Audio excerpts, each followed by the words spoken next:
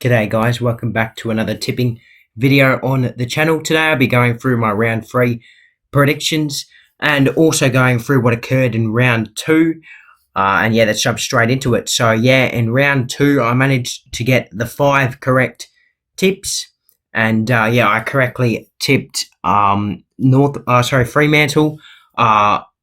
Melbourne, Sydney, Bulldog. I incorrectly tipped Bulldogs. I tipped Port and West Coast and GWS. So yeah, so I tipped the Giants. I tipped Port. I tipped the Swannies, the D's, and also tipped Freo. So yeah, I got a couple incorrect, or a few incorrect, I should say. And yeah, not the best week, but I guess I'll take it. Especially seeming the way it started with the first 2 incorrect, and my only big call I managed to get correct was in Essendon versus Sydney. I tipped Nick Martin to get 25 or more touches, and yeah, thankfully he did do that in a really good performance from him. But yeah, that was my only big call I got correct this week. Yeah, just flied through round 2 there. I've got a special announcement as well for the end of the video as well. But yeah, let's jump straight into round 3. Getting into it, first game of the round. This is Easter round. Well, it's not really called Easter round, but I like to refer it to as that. And as always, we've got the Easter Thursday clash between Brisbane and Collingwood up at the Gabba. Of course, this being the grand final rematch as well. And both teams haven't won a game this season. Who would have thought, hey? Pretty crazy. Humongous game, almost like a final for both these teams. Now, Brisbane are coming off the bye, so they might be feeling nice and fresh for this one. And yeah, huge, such an important game for them, especially with them having their gather round as well, and then moving into Melbourne at the G. So this is a must-win game for them, that's for sure. And you know, they haven't won a game yet at the Gabba, albeit they've only played one there this year. Expecting good things from Brisbane coming off their bye, and now we all know what's going on with Collingwood at the moment. Everything's going wrong, really. Been the worst possible start to this season for the reigning premier, and yeah, we got a lot of work to do, and obviously it won't be all fixed in time for this game. But yeah, you know, there's big question marks around, you know, what do we do with the team? We got to get Noble in my opinion. I think Frampton and McInnes have definitely earned their spots. Does Howe play forward? Even Darcy Moore, it might sound crazy, but do we consider him playing forward? I don't think they'll start forward, but they might get switched there if we start poorly. Will Sidebottom play? Will Pendlebury play? Will Crisp or Howe play? Even Mitchell, you know, because, you know, I think they'll be managed quite a lot throughout the season. And, you know, they're all out of form, as are most of the team. Nick Dacos was disappointing last week. The highlight really was Josh Dacos. Darcy Cameron's been really good, actually. Surprise package so far this season for us. And, yeah, hopefully Reef McInnes can kick a bag. Now, I've gone with a bit of a weird strategy here. I think we need to bounce back. We have to win. We simply have to win. I think, you know, surely, right, do we win this? But, yeah, I'm just going to go safe and tip Brisbane. Plus, you know, if Collingwood win and I tip Brisbane, then who cares, really? Because I'd rather my team win than me getting my tip right and us losing. So, yeah, I'll tip Brisbane because you have to, really. Easily the favourites, in my opinion. And, yeah, my big call, Quainer to get 25 or more touches. Now, moving on to Good Friday, we've got 2 games for Good Friday. We've got North Melbourne versus Carlton. Now, Carlton are coming off the bye, and they've also had some close games so far this season, and some impressive performances from Carlton. You know, beating Brisbane at the Gabba, you know, that was really special, and beating a Richmond side that's, you know, showing some good signs to start the season. And yeah, you know, they're having their bye, expecting them to be nice and fresh and ready to go. And North, I didn't watch their game against Freo, but boy, did they start off well. You know, all their young kids were getting their hands on it. Tom Powell had a great game. Wardlaw responded from his poor round 1 game. Sheasel was getting a stack of it down there. You know, Nick Larkey, Zerha, Paul Curtis all kicked heaps of goals. So good for North. I think they'll challenge Carlton in this game. But yeah, I'm going to back in the Blues here, as everyone is, by 18 points. And my big call, North Melbourne lead at halftime. Now that's a bit of an obscure one, that's for sure. Definitely my boldest big call of the round, in my opinion. Now moving on to the other Good Friday game, which is a night game between Fremantle and Adelaide. Now this is a huge game for Adelaide. They have been slammed so far by critics to start the round off. You know, they haven't beaten a good team away from home in 5 years. That is a crazy, crazy statistic. No one knew this as well. Like, it was literally just announced yesterday that they've only had 9 wins away from home this decade. Like, they're getting absolutely slammed. They've got such a good list. But yeah, there was such a poor performance against Geelong. And you know what? I reckon if they started better, they could have won that game. It was a shocking first quarter. Tom Hawkins dominated them. The defence looks sloppy, doesn't it? They didn't win enough of it in the midfield as well. But yeah, huge game for them here. And yeah, like I said earlier, I didn't watch Freo's performance, but they're the slow starters, aren't they? Both these teams have had slow starts to their games to start, like in their first half this year. Fremantle, they've only won like 3 or 4, I want to say, first quarters in the last 2 years. It's been really, really tough going for Freo. Yeah, to start games. But yeah, they were sensational in the second half and even late in the second quarter. All their good players got their hands on it. And yeah, they managed to kick over 100 points, which was really good for them. Seemingly only had 30 at half time. But yeah, I can't tip Adelaide here. I know we're going to see a response from them because you have to. You just simply have to see a response from Matty Nix's men. But they don't deserve my tip, so I'm going to tip Fremantle here by 15 points. And yeah, respectively, they definitely deserve my tip as well, being at Optus. And my big call, aim is to kick 4 or more goals. Now, moving on to the 2 Saturday games, day before Easter. You've got St Kilda versus Essendon at Marvel. Now, this one will be an interesting one. Probably the first, well, apart from Good Friday, the first real interesting contest I would have watched at Marvel. Haven't watched a Marvel game this year. There's only been one, I believe. But yeah, look, both teams, they've started off decently. St Kilda responded nicely with a good win over Collingwood last Thursday night. Yeah, you know, they got heaps of goals from Collingwood just having a sloppy defence. You know, Collingwood has the worst defence in the comp at the moment, and St Kilda just capitalised and punished. And yeah, scored most of their goals from turnover as well, which is another point where Collingwood aren't doing so well. But yeah, you know, they didn't quite, you know, come out with all sweet moments in this game. It was a bit of a bittersweet game for them, with Liam Henry, Mason Wood being ruled out to round 9, I believe, which is just crazy for them. And even Brad Crouch, who was dropped, got injured in the VFL. So that's a bit of a disaster for them. And, you know, Essendon, they were really good, I want to say, against Sydney. You know, respectively, they played well. Just ran out of legs, really, in the second half. They started off really, really well. I thought their pressure was really good. Zach Merritt was fantastic. And then, you know, the talking point out of this game was definitely Peter Wright and his high bump on Harry Cunningham.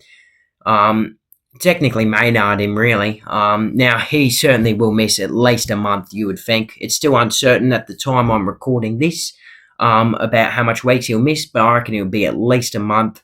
But my guess, maybe even 6 weeks. But yeah, think it could maybe affect the game. Maybe do we see in that caddy debut?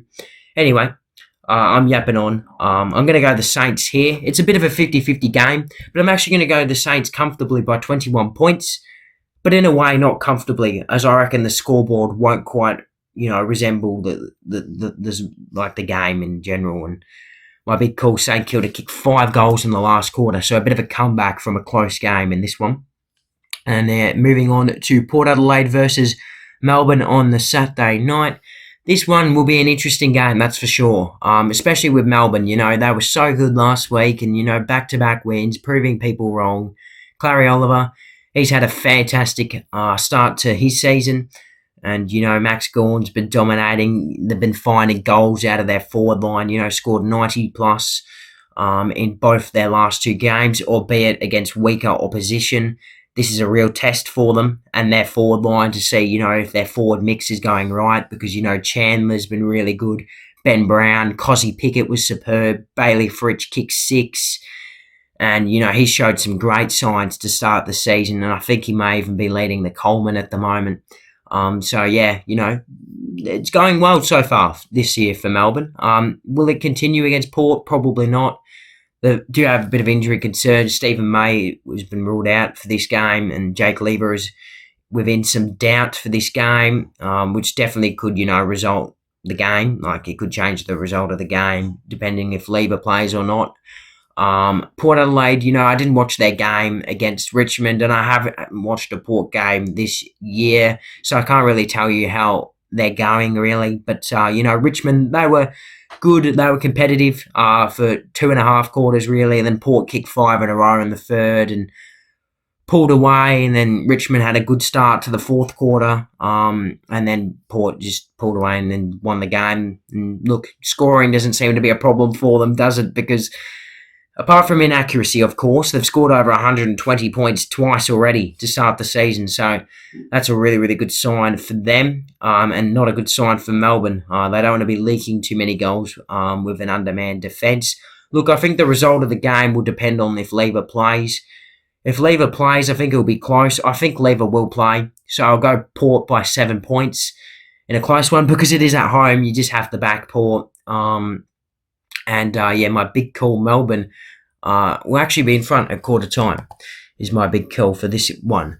Now, moving on to the Sunday games, very, very unappealing. I know it seems to be something about Sunday in the first 10 rounds of the season. Just no good games on the Sunday, and certainly won't be watching both of these games. Bulldogs versus West Coast at Marvel. Now, we all know what happened last year. West Coast beat them at Marvel. That's not happening this year. I know Bevo's gone insane, and they kind of proved their doubters wrong, and me really wrong, because I did tip Gold Coast last week, and look what happened. 48-point win down at Mars Stadium. I did watch the game, and they were quite impressive. Their defence was really, really solid. Liam Jones took like 10 intercept marks. He was fantastic. Ed Richards as well behind the ball. Their defence was superb. So look, if they continue that, West Coast, they're going to struggle to score. Bulldogs, if they kick a big enough score, with Waitman flying at the moment, this could get ugly for West Coast. So I'm going to go the Bulldogs by 46 points. Certainly not tipping West Coast here. And my big call, you hate to see this. I hate going with these big calls, but I've done it, and West Coast fans will hate me for doing this. Eagles go goalless in any quarter.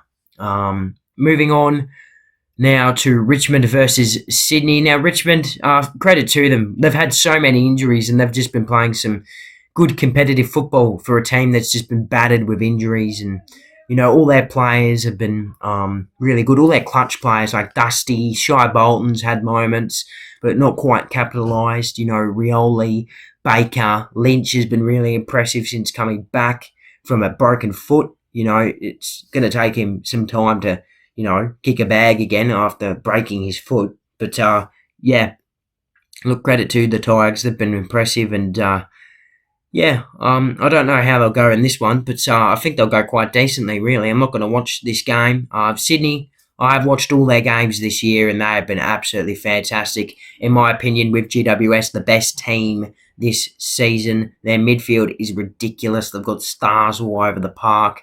Their defence wasn't great, though, against Essendon, so I'm expecting a bit of a response from their defence, albeit we're seeing some high-scoring games nowadays, or certainly this year, so maybe it doesn't really matter. They're bagging in wins. Like, they still beat them by 30 points, even though they conceded 100. Their forward line, is looking really, really dangerous. All their midfielders can score goals. Everything's going right for Sydney at the moment. This one will be an interesting game. I reckon it'll be close. I'm going to back in the Swans, though, by 10 points. And my big call, Errol Goulden and Chad Warner combined for 70 or more touches and 3 or more goals. Now, moving on to a Monday game, the first of the year, probably the only one, really, apart from King's birthday, which will be Hawthorn versus Geelong. I'm actually attending this game. Super exciting. Haven't attended a footy game since round 24 last year. Haven't been to a neutral game since round 3 of last year. So, yeah, something about round 3 maybe. But, yeah, Easter Monday. Exciting times. I've never been to a Hawthorn game as well, but yeah, Hawthorn, wow, they have been disappointing to start the season off. Absolutely shocking. Where do I even start with them? They've just been horrible. Their defence, I know it's horrible, but their midfield, it's been hammered in both games. They just can't get it into their forward line. And when they do, they're just inaccurate. So really, really poor start from them, expecting a big response. And yeah, Geelong, well, they've certainly surprised a few people. They certainly surprised me, winning against Adelaide at home. Tom Hawkins was superb. Their midfield was just classy and was just better than Adelaide's on the night. Their first quarter was absolutely superb, and that's really how they won the game in the end. It'll be interesting to see how they go here. It will also be interesting seeing Geelong haven't really played anyone good yet. It will be, big for them when they finally play a big team. I'm expecting a big, this is a big occasion. This is Easter Monday. I'm expecting a good response from Hawthorn. I'm expecting a good, close, high-scoring game, and I'm going to back the Cats in by 6 points. And both teams score 80-plus points is my big call for this one. Rounding off round 3. Hopefully we can see a good game there, as I'll be in attendance. And I'll just quickly touch on Gold Coast and GWS. They have the buys. Good for Gold Coast. Heavy loss in Melbourne. They'll bounce back having a buy. It'll be interesting to see how they go. And GWS have been the benchmark this year. They were absolutely superb against West Coast. All their players were good in that game, really. So, fantastic for them. And, now I did have an announcement to make, and that is I'll be doing round reviews now on Monday nights, ranging from in between 5 to 9. I don't know. I couldn't tell you what time it could be because one day it could be like 5 or 7 or 9. So, yeah, or maybe even Tuesday, but that's not the plan.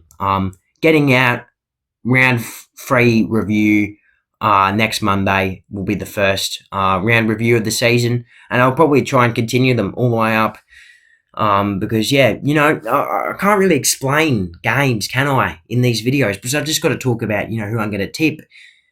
So now I'm going to be doing 3 videos mainly a week, my Collingwood review, my round review. So in this case, it will be round 3 next week. And then my tipping video will be on the Tuesday, and I'll just be talking about my tips. But yeah, this video has gone on for long enough now. Hopefully you guys enjoyed. And yeah, I'll see you guys next week for my Collingwood review after the Easter Thursday game, and also my round 3 review.